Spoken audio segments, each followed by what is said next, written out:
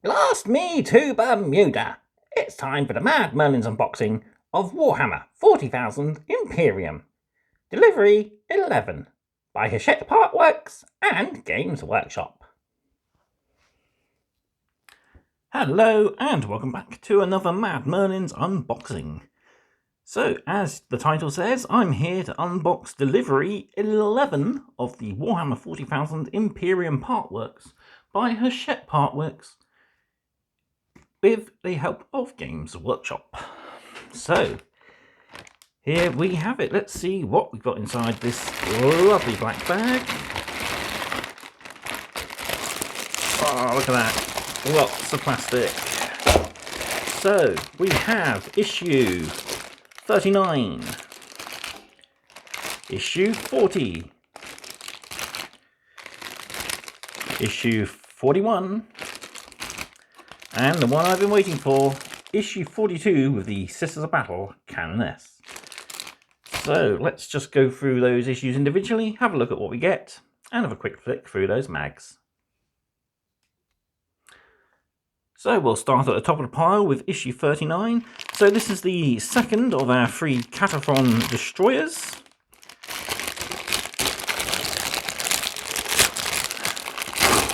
Let's just bust him out. So we get our 60mm round base. We get our Cataphrone destroyer himself. It won't look the same as the previous one, but there is some differences in the form of their exhausts, and I believe head options are slightly different as well. So in the magazine, we see the Blood Angel short story, Discovering Forge Worlds, and a new mission. So let's have a quick look. So we've got the end game for the Moon of Cyphos, the final battle between the Necrons and the Mechanicum. And we got, oh, spoilers, who's going to win? We don't know yet. So yeah, we got our Blood Angels short story set during the Storm of Baal campaign, Storm of Blood campaign, I think it was. We see Captain Carlane and his Terminators fighting off against the Tyranids. Got a couple of Forge World data sheets here. So we got Triplex Foul, Deimos, Voss Prime, and Gryphon 4. And we're into our build guide for this issue. So we got our Cataphrone creature. So we've got a slightly different exhaust setup here.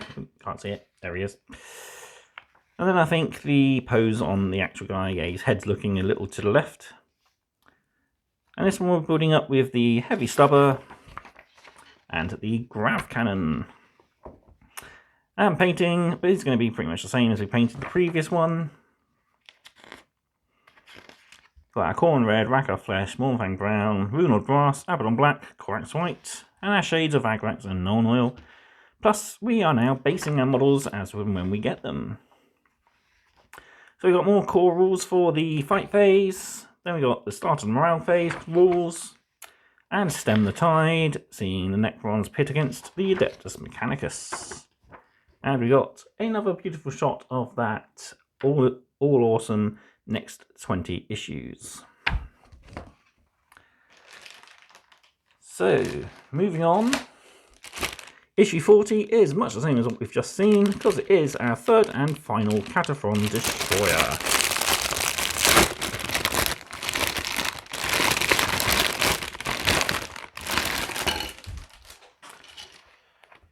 So again, there is slight differences between this one and the previous two. We have our 60mm round base to mount him on, and our frame, much the same sort of setup, but you do have the slightly different exhaust pack, and of course different head options, which is always good. I believe the neck fittings are all the same. They have that 2-step sort of tier, so you could probably mix and match the heads from each of these. I've also picked up 2 extras of each of these, so I can have a squad of 3 with Rav, 3 with Plasma, and a squad of 3 Breachers. which are the heavier armoured versions, and we'll make use of these armour plates and all this extra armour pieces. So that's our third and final destroyer. So in the magazine, we look at the Fall of Acadia, the War for Armageddon, and we have the start of a brand new mission pack. Yes, we are done with our scout missions.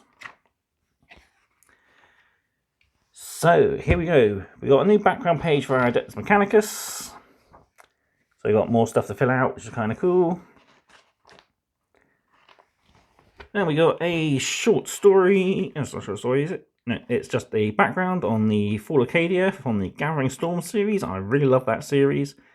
It was the final series of books they did for 6th and 7th edition. Saw the return of Primarch Guilliman, return of Saint Celestine to a brand new plastic model, as well as the return of the Eldar with the form of Yniad, the god of death. Got background about the Salamanders chapter. And there we have Celestine, Inquisitor of the Greyfax, and the first appearance of Belisarius Call. And then the death of Cadia, so he crashes in a Blackstone fortress. And sadly, Cadia is no more, but it will always be in our hearts. As I was saying, there we have the Salamanders. They are masters of melter and flamer weapons, obviously.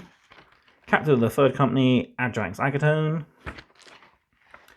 Then we got a war map for the different wars that have plagued the planet Armageddon. Of course, back in ancient history, Armageddon was known by a different name, the name of Ulanor. And of course, we all know why that is famous. So we've got the big bad orc, Gazgul Fracker, and of course, plenty of legacies of Bud of the Corn from the World Eaters Traitor Legion. Then we got a bit of background information for Belisarius Call, the Archmagos of the Cult Mechanicus, and Prime Conduit of the Omnissiah's Will.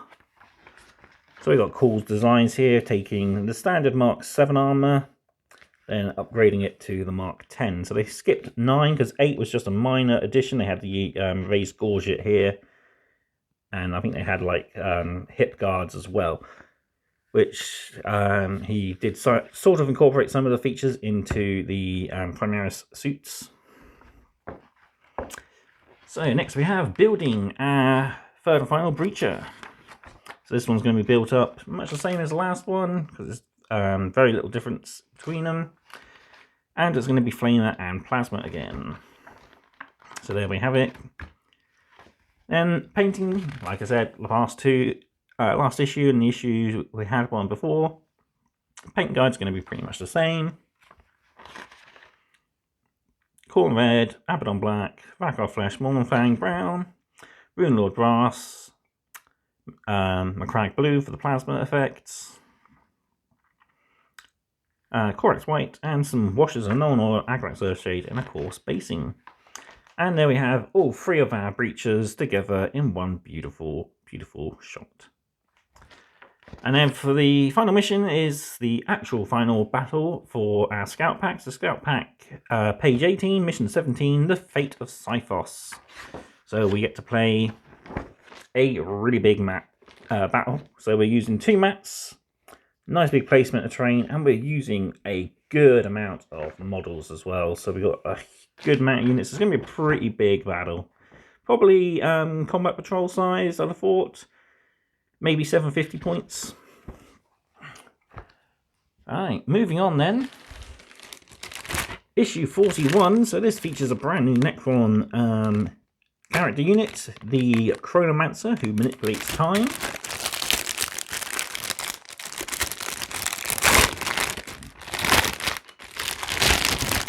So, excuse me. Here you have Chronomancer. We've got 40mm round base there for him to go on. And here's the wonderful model. So he's got some nice options. He's got 2 different types of staff, 3 different head options, and he's got 2 choices of the cube to hold in his hand. He's got one that's sort of activating and one that's just standing static. It's a rather nice model. A lot of people like to call this guy Squidward because he literally has tentacles for legs. But I think out of the two that have tentacles for legs, this guy probably does look the better. The other one is the Chronomancer that's shooting it out. Manifestation of a skull to scare his opponents. But this guy is pretty cool. He's got some nice nifty abilities allowing you to manipulate the events of your games. Can't wait to see how he works on the battlefield. So in our magazine, we got the Death Guard new mission pack and Necron vehicles. We've also got a fold out, so we'll look at that in a minute. So we've got our Chronomancer.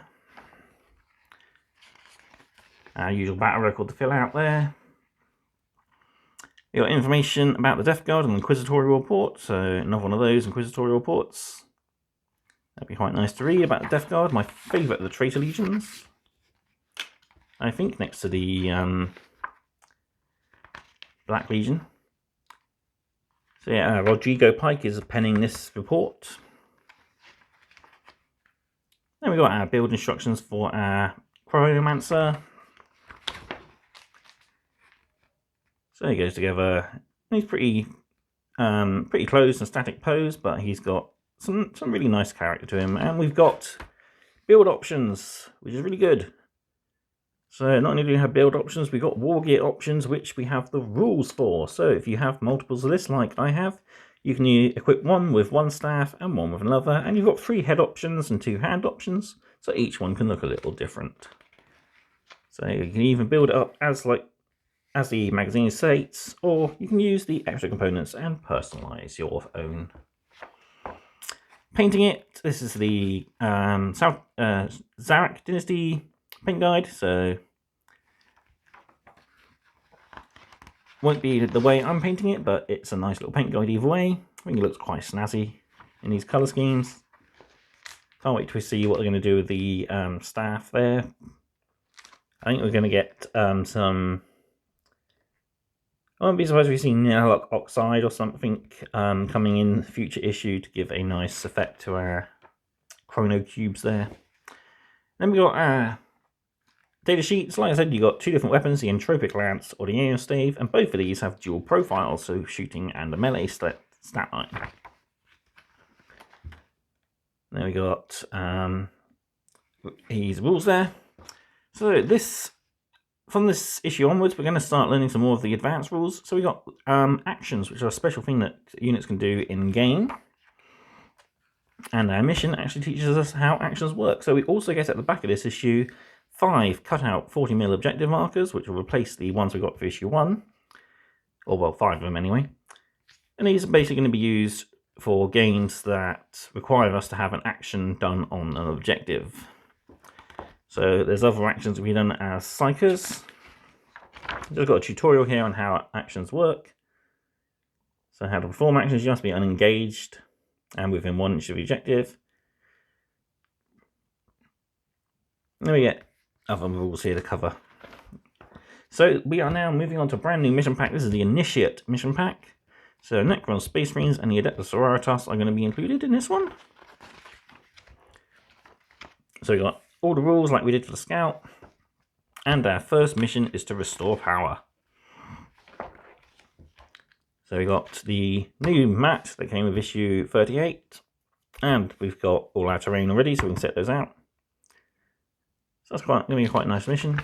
And there's our objective markers. So we've got some ammo, ancient inquisitorial scroll, a plasma grenade, a time vortex grenade sort of thing, and just a dead skull.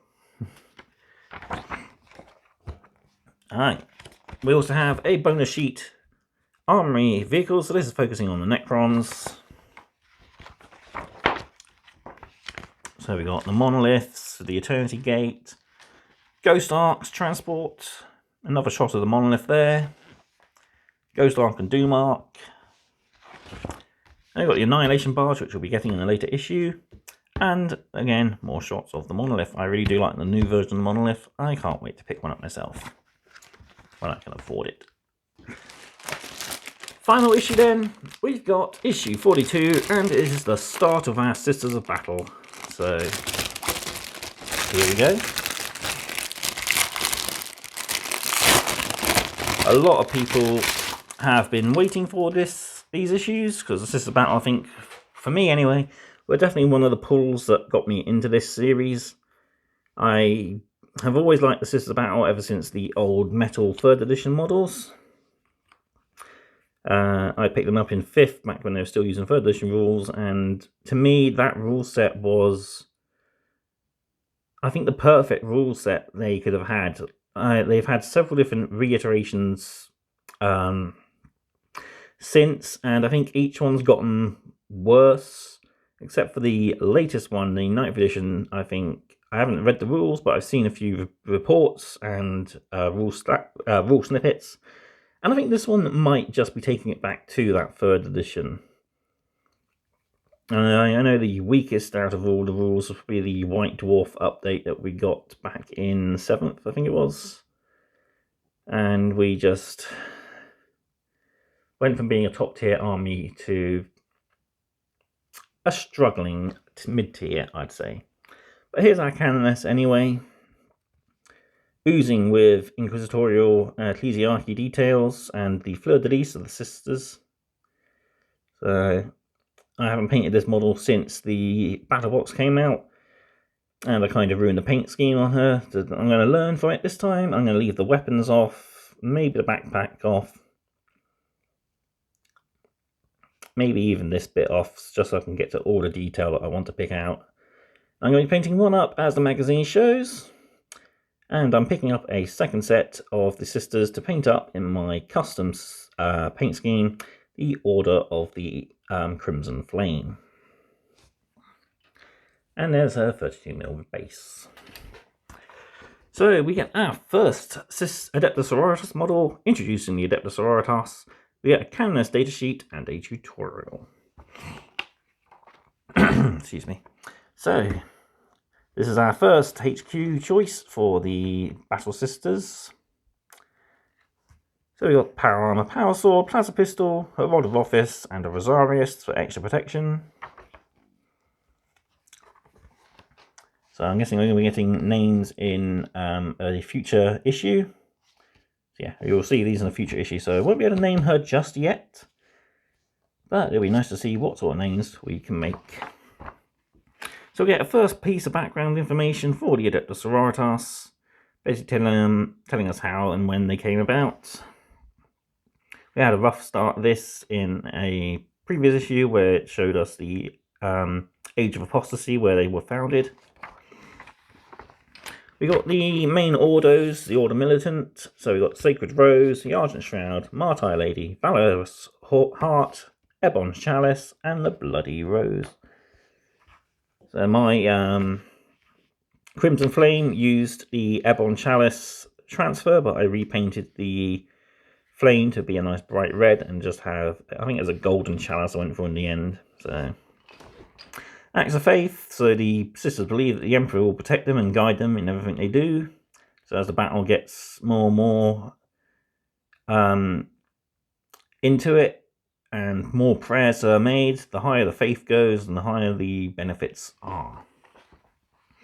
So Adepta Sororitas Command, we have the datasheet information here about the Canonesses, the commanders of the Adepta Sororitas. They have a rather retro looking Canoness with, you used to be able to get the double brazier backpack. It was random with the old metal Canoness. So I never actually got it all the time, so I picked her up. She had the single brazier. But either way, a really nice model. So you've got the different ranks of the Adepta Sororitas. You've got a Canoness, Palatine, and the Celestians, who are the veterans of the Battle Sisters. And I think finally, nope, we've got another story after that. So it's a very lore-heavy issue. So we now have lore on the Order of our Martyred Lady, so the most prominent of the different sister orders, marching from Holy Terror itself.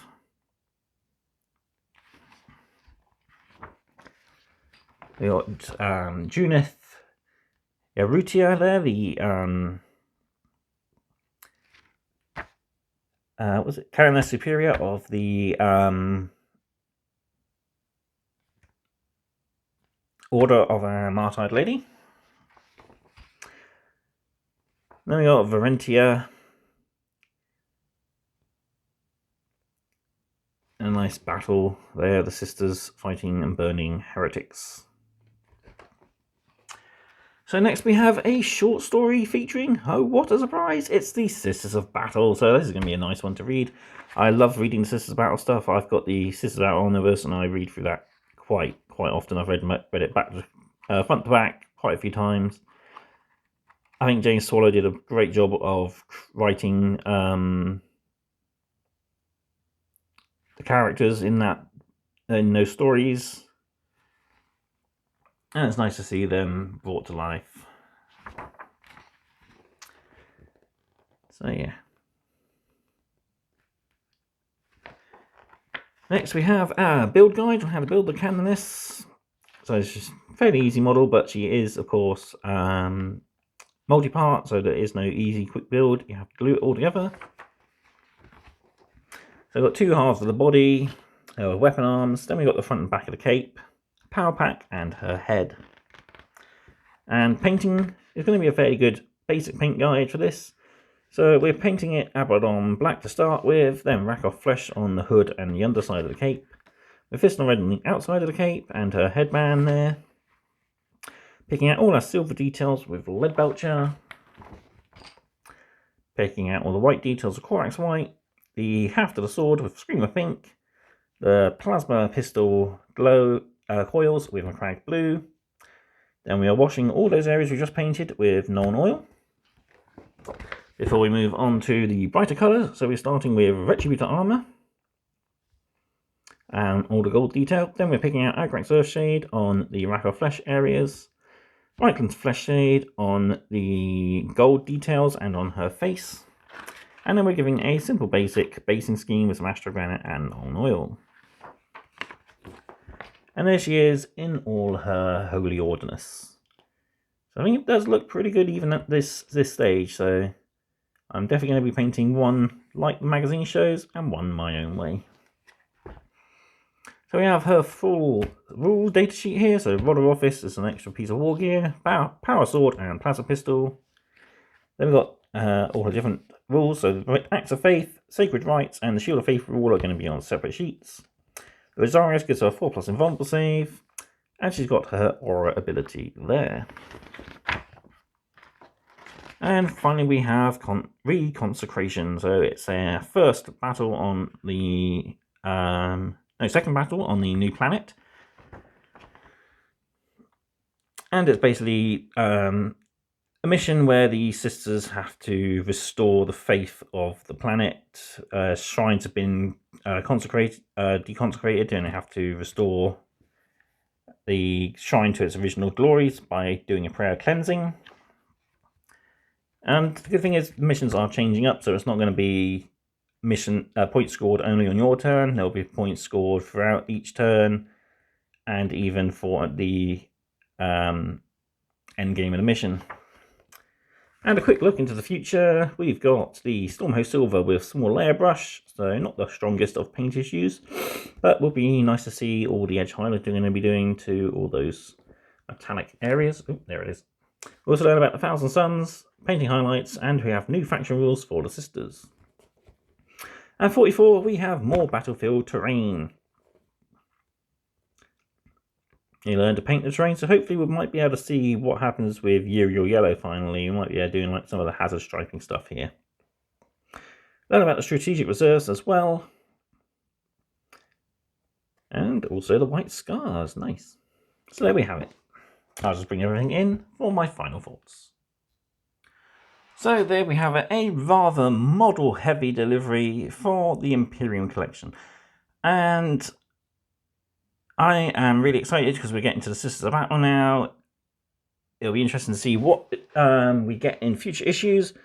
I do know that the next 4 includes our first frame of Battle Sisters models, so it'll be nice to get those, paint them up. We're getting some new Necrons in the form of the Wraiths, and as you've seen on the back of 42, we're getting paints and some scenery. So it's nice that we're going to expand our battlefield. And I think just all in all, this has been a nice delivery, jam-packed full of models. 2 breaches, 2 new characters, one for the Necrons, one for the Sisters. And some really good background lore to read. I've got a lot of bedtime reading to get through. I've got 8 issues. I've got 4 here, plus my 4 from the previous delivery still to read through. And I've got all the information to fill out as well. Oh, blimey, I forgot about that. So, yeah. I am going to be busy for a considerable amount of time. The next delivery is processed at the end of the month, so I have to get my butt in gear, as they say. But what do you think of this delivery? Please let me know in the comments below. For me, it's definitely getting 2 thumbs up. Next delivery is possibly going to be a bit on the weaker side. We get 2 good issues, okay-ish issue in the form of terrain, and a rather issue in the form of the paints. I mean, Stormhost Silver's good, but 1 paint and 1 brush, I don't really think that's worth the price of admission for the issue. That's just that's just my thoughts on it. But you might have different ideas. So, but let me know what you think down in the comments below, and I will get back to you. So then, all that's left for me to do is say thank you very much for watching. Be sure to like, comment, share, and subscribe if you don't already do so. If you'd like to help the channel out, of course, there's my affiliate links, buy me a coffee page.